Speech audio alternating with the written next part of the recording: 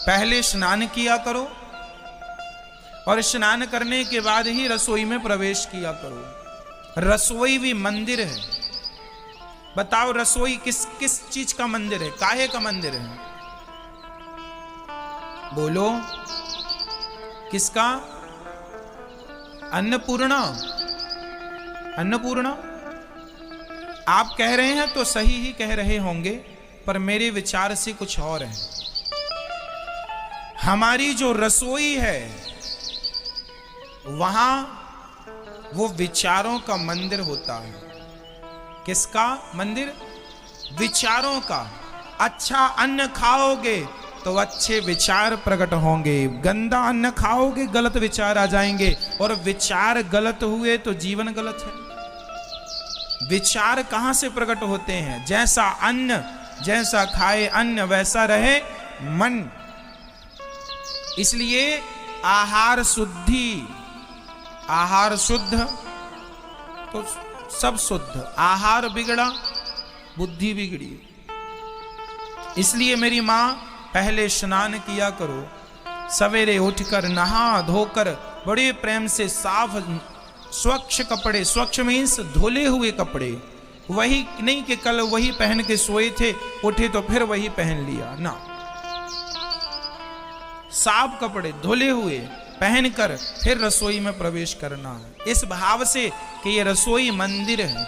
यहां से ही मेरे पति के, मेरे बच्चों के, मेरा यहीं से विचारों का निर्माण यहीं से होगा। आप कुछ ना खाइए, 4 दिन तक भूखे रहिए, उस भूखी हाल में आपके अंदर कोई विचार नहीं होगा, विचार शून्य हो जाता है। क्यों जी? क्या सोचता है आदमी? उस समय केवल खाना मिल जाए, भोजन मिल जाए। तो भोजन ही विचारों को जन्म देने वाला है। इसलिए बड़े बुजुर्गों ने कहा है कि जैसा खाए अन्न वैसा रहे मन। जैसी राखे शुद्धि वैसी बने बुद्धि। आजकल हमारी माताएं और हमारे छोटे छोटे बच्चे और ये पुरुष लोग ये शुद्धि का ख्याल नहीं रखते। अपने घर का एक कानून बना दो, कोई भी बाथरूम जाएगा तो बाथरूम से लौटने के पहले 4 कुल्ला करना और हाथ धुलना और पांव धुलना अनिवार्य है। बाथरूम जाइए तो हाथ, पांव और कुल्ला करना अनिवार्य है, तब आप शुद्ध होते हैं। और यदि आप शौच के लिए गए हैं, दीर्घ संका गए हैं, तो फिर आपको वहां से नहा कर ही लौटना है। जितने कपड़े पहनकर दीर्घ संका शौच के लिए जाओ वो सारे कपड़े गीले करो। दिन में 2 बार जाओ, 3 बार जाओ तो 3 बार नहाओ। वहां से बिना नहाए आओगे तो वहां जहां जहां जाओगे वो अशुद्ध अवस्था में आपके अंदर नेगेटिव अर्थात नकारात्मक विचार। ये देखो ब्रह्मांड में ना 2 प्रकार की बातें घूमती हैं। इस ब्रह्मांड में अच्छे विचार भी घूम रहे हैं और बुरे विचार भी घूम रहे हैं। यदि आप पवित्र हैं तो बुरे विचार आपसे दूर रहेंगे, अच्छे अच्छे विचार आएंगे। और आप अशुद्ध हैं, अपवित्र हैं, गंदगी है, तो तुरंत अशुद्ध विचार, गलत विचार आपके अंदर आ जाएंगे। और विचार गलत हुए तो व्यक्ति गलत हो जाता है। मैं कह चुका हूं कि मैं और आप गलत नहीं हैं, विचार हमें गलत करते हैं। इस सब्जेक्ट पे मैं बात कर चुका हूं, ठीक है? इसलिए नियम बनाओ कि आप शौच के लिए जाएंगे तो आप कम कपड़े पहन कर जाएंगे, और जो पहन कर जाएंगे वो सारे धुलेंगे और बिना नहाए नहीं। यदि आपने एक बार पूरा स्नान कर लिया है और दोबारा इमरजेंसी जानी पड़ी तो आप कमर से अपनी नाभि को गीला करता हुआ पानी आपके कमर को गीला करे, चरणों को गीला करे। अर्ध स्नान कहते हैं इसे। एक स्नान होता है संपूर्ण स्नान और एक स्नान होता है अर्ध स्नान। आपकी कमर से नीचे पूरा अंग गीला कर लो, वह अर्ध स्नान है। पूरा स्नान ना कर सको तो अर्ध स्नान कर लेना, पर स्नान जरूरी है। जैसी शुद्धि, आजकल बच्चों की बुद्धि क्यों बिगड़ रही है? 4 दिन नहाते नहीं है। ये शौच के लिए भी जाते हैं, बाथरूम भी जाते हैं, पर ये नहाते नहीं है।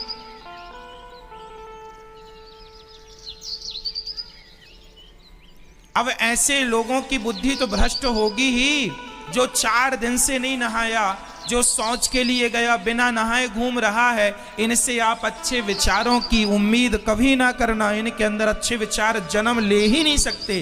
अरे भाई, कुत्ता भी जहां बैठता है पूंछ से साफ करता है। अच्छे विचार सबके नहीं होते मेरी माँ। जिनका चित्त शुद्ध है, मन शुद्ध है, हृदय शुद्ध, वहीं अच्छे विचार होंगे। अच्छे विचार भी अच्छी जगह जाते हैं, अच्छे विचार बुरी जगह नहीं जा सकते। और विचारों से ये संसार चल रहा है। व्यक्ति महान नहीं होता, व्यक्ति के विचार उसे महान बनाते हैं।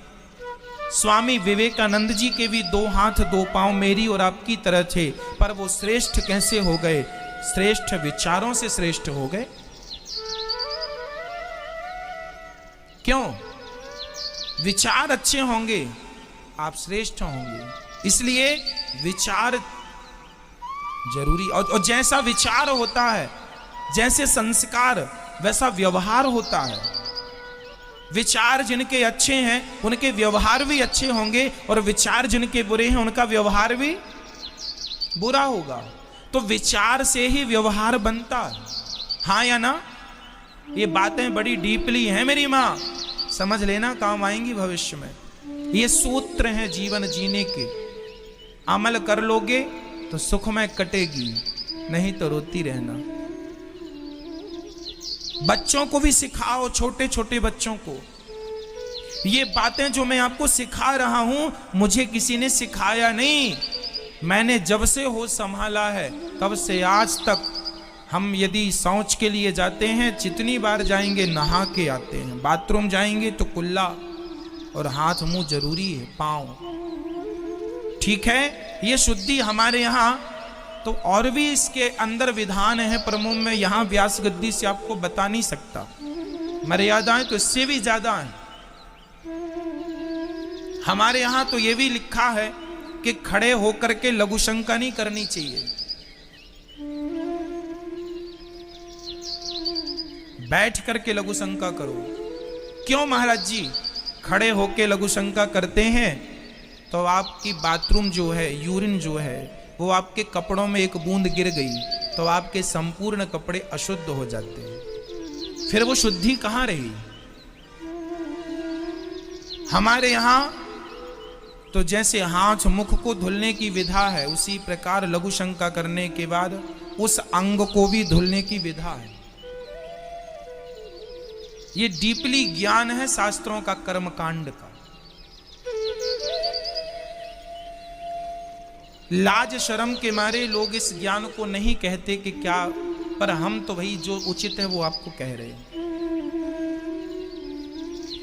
हम लोग इन बातों का ध्यान रखते हैं। हम लोग लघु शंका भी वहीं जाते हैं जहां पानी की व्यवस्था हो। बिना पानी के लघु शंका नहीं। हमें तो पानी कुल्ला भी चाहिए, हाथ मुंह भी धुलने के लिए। ठीक है, तो आप ये नियम पालन कर लेंगे तो विचार शुद्ध होंगे, आपसे अच्छी उम्मीदें की जा सकती हैं। ठीक है, इन चीजों का बच्चों को भी सिखाइए, ये चीजें सबको बताइए। ये चीजें इंसानों टाइप के रहो, जानवरों टाइप के नहीं कि नहाए ही नहीं, बाथरूम गए कुल्ला पानी नहीं किया, हाथ मुंह धोए। तो जानवर सुअर लोग भी ऐसा करते हैं, उन लोग भी बाथरूम वगैरह करते हैं, कहां कुल्ला वुल्ला करते हैं? क्यों? बकरा बकरी सुअर बंदर कहां कुल्ला करता है? वो तो खाता जाता है और वहीं मूत्र करता जाता, मलमूत्र त्यागता, खाता जा रहा मलमूत्र करता। और तुम भी यही कि वही अभी सोच करके आए और खाने बैठ गए। ये तो जानवरों की विधा है। ऐसे आचरण तो जानवरों के हैं कि सोच के लिए चले गए फिर खाने बैठ गए, खाते खाते सोच के लिए चले गए फिर खाने। ये आदमी हो कि जानवर हो? ईश्वर ने 84 लाख योनियों में तुम्हें श्रेष्ठ बनाया है।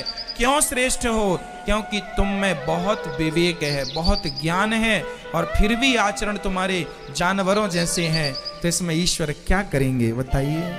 कितना सुंदर शरीर दिया, कितनी बुद्धि अच्छी है आपकी, कितना अच्छा आप आचरण कर सकते हो, लेकिन नहीं करते आलस्य के कारण। कई लोग डरते हैं नहाने से। ना जी, चलिए आप समझदार हैं, शास्त्रों के ये वचन थे, सुदास ने आपको कह दिया। मैया कहाँ से आई हो मेरी माँ? गुरुजी राधे राधे। राधे राधे। कैसी हो आप मैया? खंडवा से आई हूँ। खंडवा मध्य प्रदेश। क्या हो गया आपको? कोई रखता नहीं है, इसलिए मैं यहाँ गौरी गोपाल आश्रम में आ गई। बेटियां हैं आपकी? है 2। और बेटे? नहीं है। पति? पति भी नहीं है। पति कब चले गए? बहुत साल हो गए। और बेटे को 9-10 साल हो गए। बेटा था पहले? हाँ। 10 साल पहले? हाँ। भगवान के घर चला गया। बहू? बहू नहीं, कुंवारा मर गया। कुंवारा था। बेटियों का विवाह हो गया? हाँ।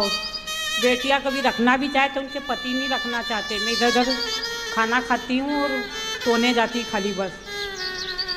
आप खाने पीने कहीं और जाते हैं? मंदिर जाती थी और मंदिर से आ जाती थी।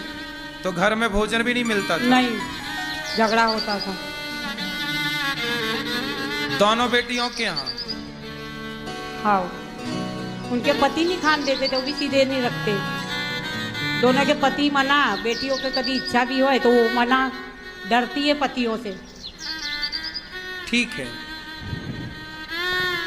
देखो, 2 बेटियां हैं तो बेटियां तो चाहती हैं कि सेवा हो माँ की, 2-4 रोटी जो चाहिए मिल जाए। पर बेटियों के पति, अरे भाई, पत्नी की माँ भी तो माँ ही है। बेटा नहीं है तो दामाद ही तो बेटा है।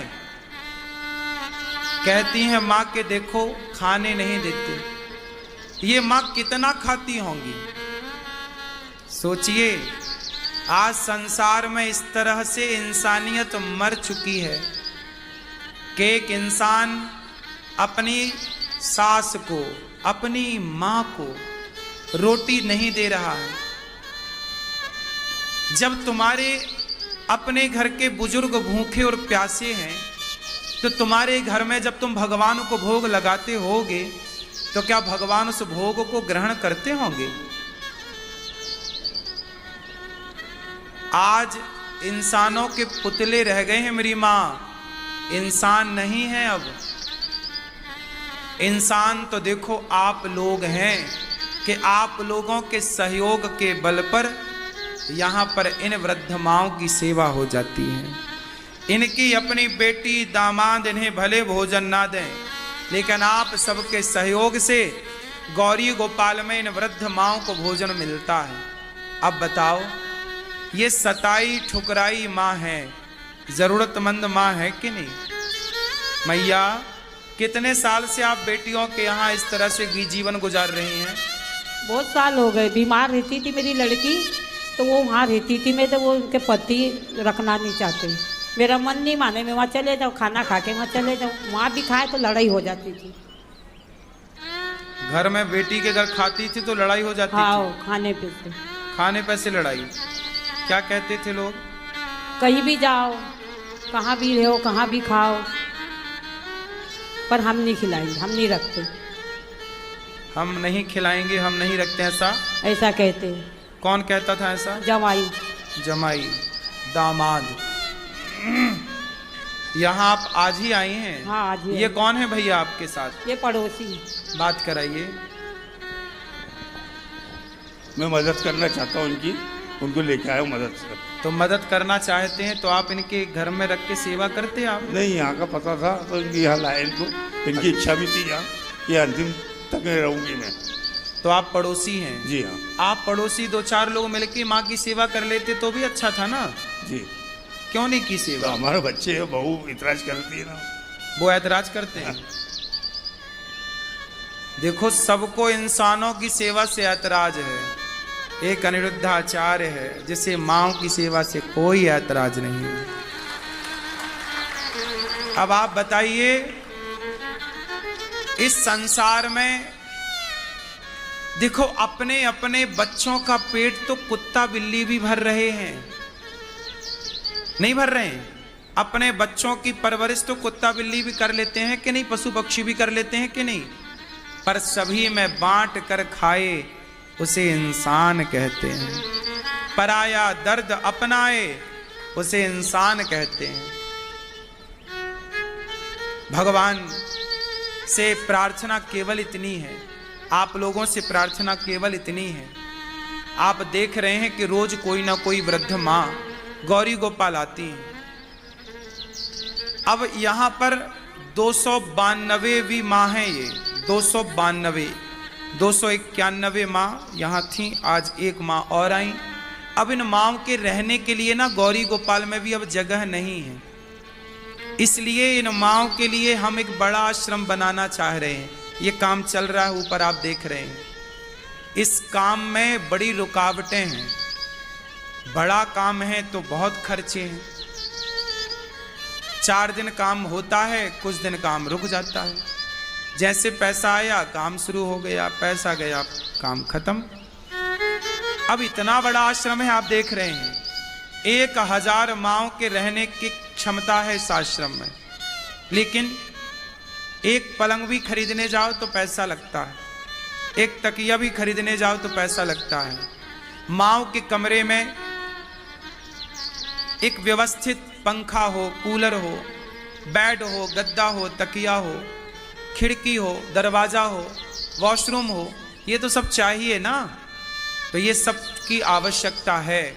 आप सब एक छोटा छोटा सहयोग करेंगे, आश्रम के निर्माण में सहयोगी बनेंगे कि हमारी तरफ से माँओं के लिए आप एक ईंट का, एक सीमेंट बोरी का, एक बोरी सीमेंट, एक कमरे की फिनिशिंग अब चल रही है, टाइल लग रही है माँओं के कमरे में, टाइल पत्थर जो भी लगाना पड़ता है, जो ज़रूरतें हैं वो तो करना ही पड़ेगा। और मैं चाहता हूँ कि माँओं की सेवा बेहतर हो। आप लोगों ने देखा होगा कि जो अच्छी से अच्छी व्यवस्था बन सकती है दास करने की कोशिश करता है। आपसे बस मेरी प्रार्थना है कि आप भी इस आश्रम के निर्माण में एक थोड़ा सा अपना योगदान अवश्य दें इन माँओं के लिए।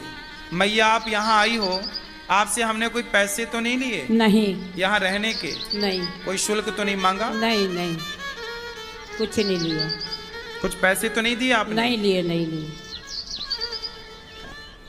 इन माँओं से एक भी रुपए हम नहीं लेते, इन माँओं से पैसे नहीं, आशीर्वाद लेते हैं। और आप सबसे कहते हैं कि सहयोग करो, आप सहयोग करते हैं, माँओं की सेवा होती है।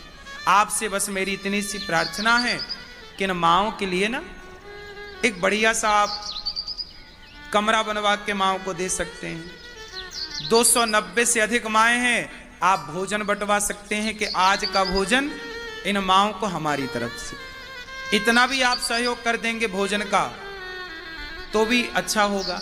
और ये एक बात बताओ, यहाँ 290 माएँ हैं तो रोटी तो रोज चाहिए ना।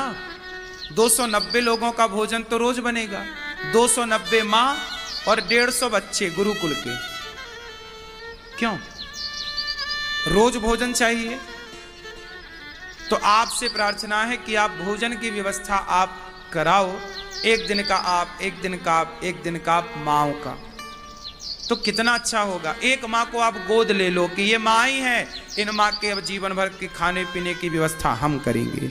इन माँ का एक एक माँ की जिम्मेदारी भी आप ले लो तो बहुत अच्छे से काम हो जाए।